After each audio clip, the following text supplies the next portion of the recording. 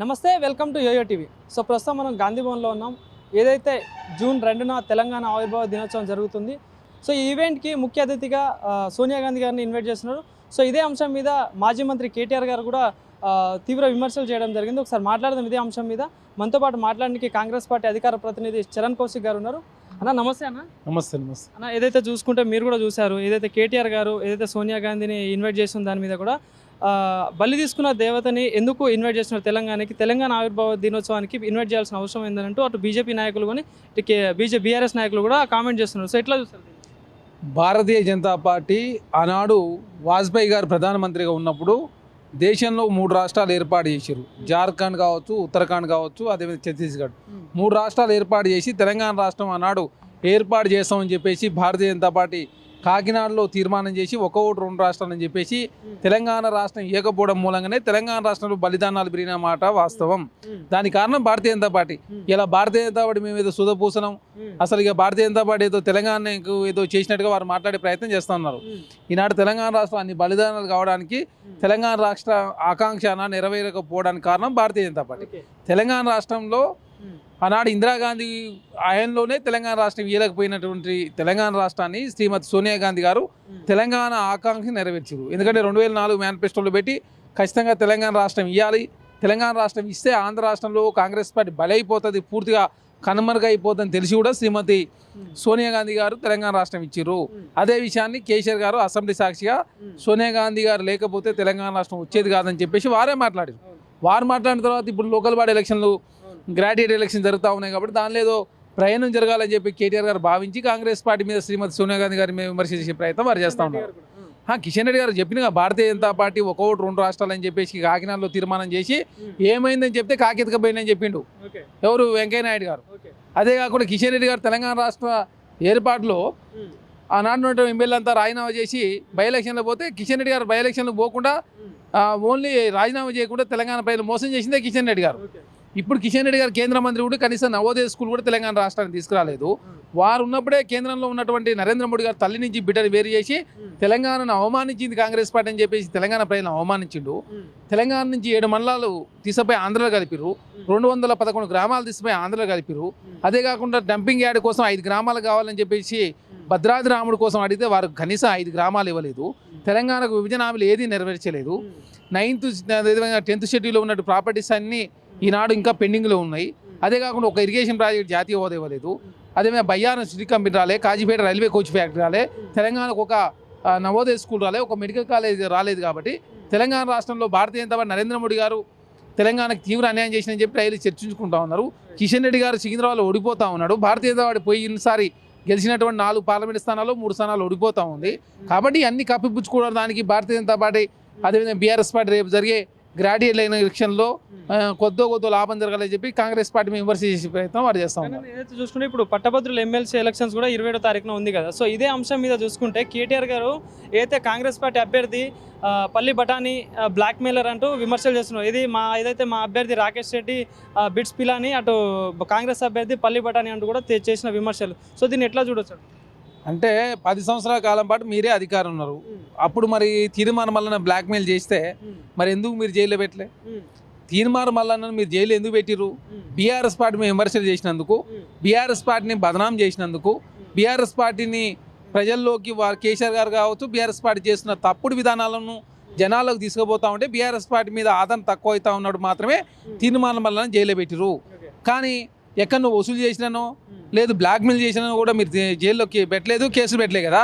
ఎందుకు ఇప్పుడు ఎలక్షన్ సందర్భంగా మాట్లాడుతూ ఉన్నానంటే బీఆర్ఎస్ పార్టీకి రేపు జరిగే గ్రాడ్యుయేట్ ఎలక్షన్లో మేలు జరగాలని, బీఆర్ఎస్ పార్టీ ఒక్క పార్లమెంట్ స్థానం కూడా గెలిచే అవకాశం లేదు కాబట్టి కనీసం గ్రాడ్యుయేట్ ఎలక్షన్ అయినా గెలవాలని చెప్పేసి దురుద్దేశంతో తీర్మానం మల్లన్న మేము విమర్శ చేసినట్టుగా భావిస్తూ ఉన్నాం. వారి వ్యాఖ్యలను తీవ్రంగా ఖండిస్తూ 17 పార్లమెంట్ స్థానాల్లో బీఆర్ఎస్ పార్టీ దాదాపు 1 స్థానంలో గెలిచే అవకాశం కనబడుతుంది. అది గెలుస్తూ గెలవని పరిస్థితి. మొన్న జరిగినటువంటి మహబూబ్నగర్ లోకల్ బాడీ ఎలక్షన్లో కాంగ్రెస్ పార్టీ గెలవబోతా ఉంది. రేపు 20వ తారీఖు జరిగే గ్రాడ్యుయేట్ ఎలక్షన్లో కాంగ్రెస్ పార్టీ తీర్మానం మల్లన్న మంచి మెజార్టీతో గెలవబోతా ఉన్నారు. కాబట్టి మతి భ్రమించి కేటీఆర్ గారు తీర్మానం మల్లన్న మీద విమర్శ చేసినట్టుగా మేము భావిస్తూ ఉన్నాం. వారి వ్యాఖ్యలను తీవ్రంగా ఖండిస్తూ ఏది మరి రాకేష్ రెడ్డి తెలంగాణకి ఏం చేసినాడా?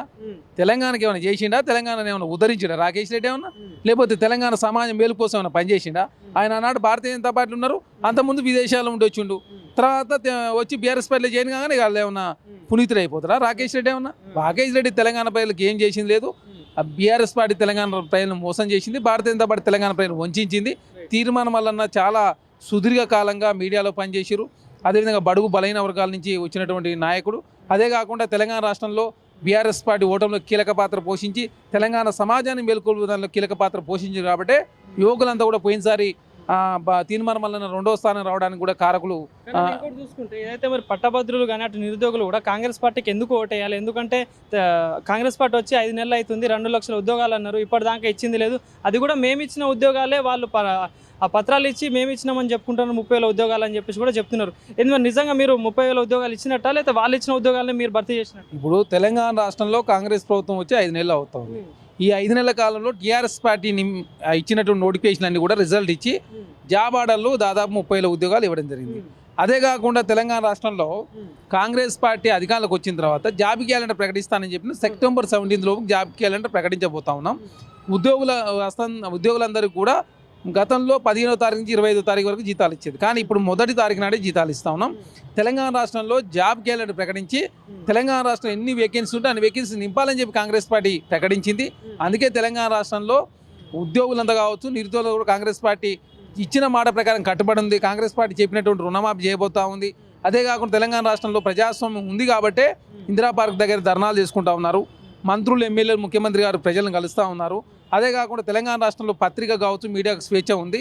తెలంగాణ రాష్ట్రం ప్రజాస్వామ్యం ఉంది. కేసీఆర్ గారు ఆనాడు నియంతగా వివరించి ఎవరిని కలవకుండా, అసెంబ్లీ రాకుండా, సెక్రటరీ రాకుండా, ప్రగతి భవన్ రాకుండా పామోదులు రెస్ట్ తీసుకుంది. కాబట్టి తెలంగాణ రాష్ట్రంలో కాంగ్రెస్ ప్రభుత్వం వచ్చిన తర్వాత అస్తిత్వం ఉండాలని చెప్పి కాంగ్రెస్ పార్టీ భావించింది. కాబట్టి గద్దర్ గారిని జయంతిని, వర్ధంతిని గద్దర్ గారి పేరు మీద అవార్డు ఇచ్చే కార్యక్రమం జరుగుతూ ఉంది. టీఎస్ ప్లేస్లో టీజీ తీసుకురావడం జరిగింది. అందశ్రీ గారి గీతాన్ని తెలంగాణ గీతంగా కూడా ప్రకటించుకుందంటే తెలంగాణ రాష్ట్రంలో నీళ్లు, నిధులు, నియామకాల అస్తిత్వం, ప్రజాస్వామ్యం ఉండాలని చెప్పి కాంగ్రెస్ పార్టీ కోరుకుంటుంది. కాబట్టి అట్లాంటి ప్రభుత్వం ఉండాలని చెప్పేసి ఈరోజు తీర్మానం మల్లన్నకు భారీ మేయర్తో గెలవబోతా ఉన్నాడు. కాబట్టి అక్కాసును వెలగట్టే దానిలో భాగంగా కేటీఆర్ గారు, కిషన్ రెడ్డి గారు కాంగ్రెస్ పార్టీ విమర్శలు, తీర్మానం మల్లన్న మీద విమర్శ చేసినట్టుగా మేము భావిస్తాం. కానీ ఇంకోటి చూసుకుంటే రీసెంట్ డేస్లలో కూడా జరిగిన విమర్శలు ఏదైతే 500 బోనస్ విషయంలో చూసుకున్నా కూడా కాంగ్రెస్ పార్టీలో మేనిఫెస్టోలో పెట్టినట్టు 500 బోనస్ ప్రతి వడ్లకి ఇస్తా అన్న కాంగ్రెస్ పార్టీ ఇప్పుడు ఓన్లీ సన్న వడ్లతో స్టార్ట్ చేస్తామని చేస్తుంది. దాన్ని రైతుల్ని మోసం చేస్తుంది కాంగ్రెస్ పార్టీ అంటూ అటు బీఆర్ఎస్ నుండి, బీజేపీ నుండి విమర్శలు వస్తున్నాయి. సో ఏంది మరి విషయం? భారతీయ జనతా పార్టీ రైతు వ్యతిరేక విధానాలు పాల్పడ్డది. భారతీయ జనతా పార్టీ నైతిక అర్హత లేదు కాంగ్రెస్ పార్టీ విమర్శలు చేయడానికి. 2019 మేనిఫెస్టోలో 13వ పేజీలో 60 సంవత్సరాలు నిన్న ప్రతి రైతుకు పెన్షన్ ఇస్తానని చెప్పింది నరేంద్ర మోడీ గారు, మాట తప్పిండు. అదే కాకుండా రైతుల ఆదాయం రెట్టింపు చేస్తానని చెప్పి మాట తప్పిండు. మినిమం సపోర్ట్ ప్రైస్ 2014 ముందు ప్రతి సంవత్సరం 8 నుంచి 9% పెరిగితే నరేంద్ర మోడీ గారు ప్రధానమంత్రి అయిన తర్వాత 4 నుంచి 5% మాత్రం పెరిగింది. అదే కాకుండా మినిమం సపోర్ట్ ప్రైస్ కోసం ఢిల్లీలో దీక్ష చేసి 700 మంది రైతులు చనిపోతే పట్టించుకున్న పాపాన నరేంద్ర మోడీ గారు పోలేదు. రైతు వ్యతిరేక విధానాలు పాల్పడేది నరేంద్ర మోడీ గారి ప్రభుత్వమా లేకపోతే కాంగ్రెస్ ప్రభుత్వమా? అదే కాకుండా బీఆర్ఎస్ పార్టీ మీరు రుణమాఫీ చేస్తానని చెప్పినట్టు మీరు 30,000 కోట్ల రూపాయలు రుణమాఫీ చేయాలి, 18,000 కోట్ల రూపాయలు మాత్రం రుణమాఫీ చేసి ఇంకా 12,000 కోట్ల రూపాయలు రుణమాఫీ చేయలేదు. ఇదే రుణమాఫీ అంశంలో చూసుకుంటే ఆగస్టులో సంక్షోభం తప్పదు కాంగ్రెస్ పార్టీకి అంటూ బీజేపీ నుండి కూడా వస్తున్నాయి విమర్శలు. సో ఏంది మరి ఒకవేళ రుణమాఫీ చేయకపోతే కాంగ్రెస్ పార్టీ కూలిపోయే ఛాన్స్ ఉంది? మేము రుణమాఫీ చేయడానికి సిద్ధంగా ఉన్నాం. బీఆర్ఎస్ పార్టీకి హరీష్ రావు గారు రాజీనామా చేయడానికి సిద్ధంగా ఉండాలా. వారు అమరుల స్తూపం కాడికి ఆగస్టు 15 కాదు, నాకు తెలిసి బహుశా మా ముఖ్యమంత్రి గారు జూన్లోనే చేసే అవకాశం చాలా స్పష్టంగా కనపడతా ఉంది. ఎలక్షన్ కోడ్ ఉంది కాబట్టి ఆ దిశగా కాంగ్రెస్ ప్రభుత్వం ఆల్రెడీ అంతా రెడీ చేసి పెట్టింది. కాబట్టి హరీష్ రావు గారు రాజీనామా చేయడానికి సిద్ధంగా ఉండాలి. అదే కాకుండా రాజకీయ సన్యాసం తీసుకోవడానికి సిద్ధంగా ఉండాలా. బీఆర్ఎస్ పార్టీ రిజిస్ట్రేషన్ రద్దు చేయడానికి సిద్ధంగా ఉండాలా. అదే కాకుండా బీఆర్ఎస్ పార్టీ 12,000 కోట్ల రూపాయలు రుణమాఫీ చేయలేదు. ఆనాడు రైతులను పడుచుకున్న పాపాన పోలే. రైతులకు బేడీ లేచిందే బీఆర్ఎస్ పార్టీ. ఖమ్మంలో పత్తి రైతులు కావచ్చు, మిర్చి రైతులకు బేడీ లేచి జైలు పంపిరు. అదేమో ఒరేస్తే ఊరేని చెప్పింది మీరే. ఒరి అసలు ఏదని చెప్పారు? మేము తెలంగాణ రాష్ట్రం ఒరి వేయాలని చెప్పినాం.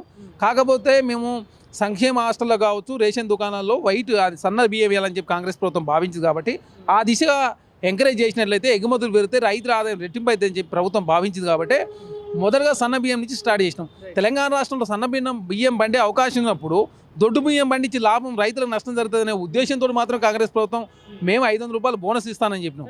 తెలంగాణలో ఉన్న రైతులు దొడ్డు వడ్లనే ఎక్కువ పండిస్తారు కదా, సన్న వడ్లు పండించే వాళ్ళు తక్కువ మంది కదా. అందుకే కదా దొడ్డోడ్ను పండిస్తారు కాబట్టి ఎక్కువ పంట ఉంది కాబట్టి దానికి దిగుమతి అవకాశం లేదు. కాబట్టి తెలంగాణ రాష్ట్రంలో సమృద్ధిగా ఎస్సీ ఎస్టీ బీసీ మైనార్టీ హాస్టల్లో సన్నబియ్యం ఇవ్వాలని చెప్పి కాంగ్రెస్ ప్రభుత్వం భావిస్తూ ఉంది.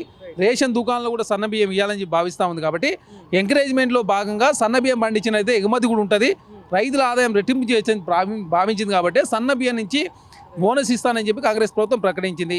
భారతీయ జనతా పార్టీ కావచ్చు, బీఆర్ఎస్ పార్టీ కావచ్చు, రైతుల గురించి మాట్లాడే నైతిక అర్హత భారతీయ జనతా పార్టీకి కానీ బీఆర్ఎస్ పార్టీ. ఎందుకంటే మీరు చూస్తూ ఉన్నారు, తెలంగాణ రాష్ట్రం కావచ్చు, జాతీయ స్థాయిలో వాడు రైతు వ్యతిరేక విధానాలకు బీఆర్ఎస్ పార్టీ భారతీయ జనతా వ్యతిరేక పాల్పడుతూ తెలంగాణ రాష్ట్రంలో ప్రజారంజక పాలన అందిస్తూ రైతు శ్రేయస్ కోసం, రైతు మేలు కోసం తెలంగాణ రాష్ట్రంలో రైతు కమిషన్ ఏర్పాటు చేయబోతా ఉన్నాం.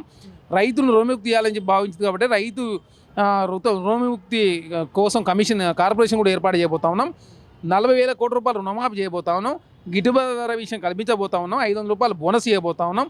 అదే కాకుండా రైతులు ఏ పంటలు వేయాలా, వారి ఆదాయం రెట్టింపు చేయాలంటే ఎలాంటి పంటలు ఇస్తే బాగుంటుందని చెప్పి ప్రభుత్వం భావించింది. కాబట్టి ఆ దిశగా రైతులందరినీ మేలుకొల్పాలని చెప్పి భావించింది. కాబట్టి కమిషన్ ఏర్పాటు చేస్తూ ఉన్నాం, గిట్టుబాటు ధర ఇవ్వబోతా ఉన్నాం, 500 రూపాయలు బోనస్ ఇస్తూ ఉన్నాం.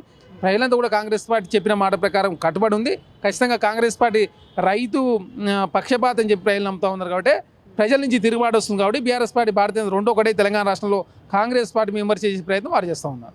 Thank you.